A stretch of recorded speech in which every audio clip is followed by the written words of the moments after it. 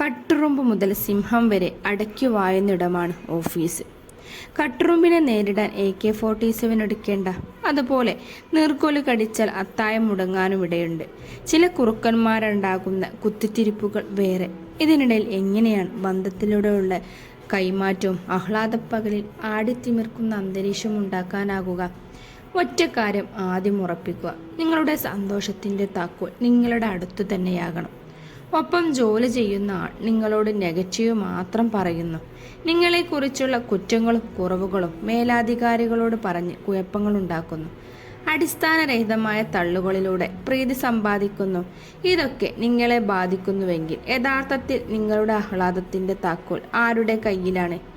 നിങ്ങളെ ദ്രോഹിക്കാൻ നടക്കുന്ന അയാളുടെ കയ്യിലല്ല.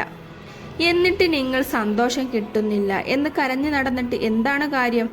അടുത്തുള്ള ആളിൻ്റെ കയ്യിൽ നിങ്ങളുടെ സന്തോഷത്തിൻ്റെ താക്കോൽ കൊടുത്താൽ നിങ്ങൾ സന്തോഷിക്കണോ വേണ്ടയോ എന്ന കാര്യം ആ വ്യക്തി തീരുമാനിക്കും.